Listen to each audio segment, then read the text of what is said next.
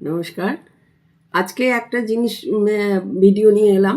সেটা হচ্ছে যে দেখুন, আমাদের তো প্রথমে যারা খুব সিরিয়াস হয়ে যায় তাদের প্রথমে গলায় চ্যানেল বানানো হয়, আর গলায় চ্যানেল বানানোর পরে 1 মাসের মধ্যে হাতে ফিস্টুলা বানাতে পড়ে।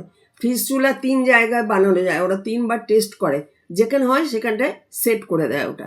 তো আমার যেমন মাঝখানটা করা হয়েছে, আমি আগে এটা নিয়ে ভিডিও বানিয়েছি, আপনারা দেখে নেবেন।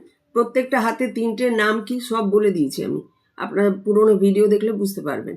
তো যে হাতে আপনার ফিস্টুলা থাকবে, জেনারেলি ওরা বাঁ হাতে প্রথম চেষ্টা করে লেফট হ্যান্ডে, তারপরে যদি লেফট হ্যান্ড ফেলিওর হয় তখন রাইট হ্যান্ড। তো আমার যে লেফট হ্যান্ডে আমাদের যে ফিস্টুলাটা হয়, ওই হাতে আপনারা কোনো ভারী জিনিস তুলবেন না, কেমন?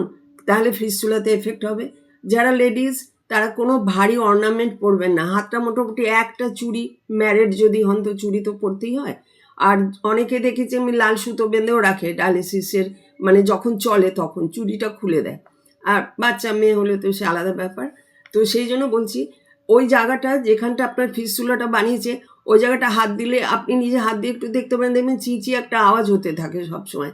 কিন্তু কাউকে হাত দিতে দেবেন না, কাউকে টাচ করতে মোটে দেবেন না, যেন টাচ না করে, কেমন? এটা মনে রাখবেন, ওই জায়গাটা কিন্তু খুব সেন্সিটিভ জায়গা। আর আরেকটা হচ্ছে, বাড়িতে যদি বাচ্চা টাচ্চা থাকে তো কোলে না নেওয়াই ভালো, একটু অ্যাভয়েড করবেন। বয়স্ক মানুষদের তো একটু ইচ্ছেই করে আমাদের যে বাচ্চা কোলে নিই, কিন্তু নেবেন না। কেননা ফিস্টুলায় এফেক্ট হলে আপনি প্রবলেমে পড়বেন। আপনার ফিস্টুলা এফেক্ট হয়ে গেলে আর ডায়ালিসিস হবে না, আপনাকে তখন আবার অন্য জায়গায় ওরা ফিস্টুলা বানানো করবে। কেননা একবার যা ডায়ালিসিস স্টার্ট হয়েছে তার কিন্তু নিস্তার নেই, যতদিন বেঁচে থাকবো আমাদের ডায়ালিসিস করাতেই হবে।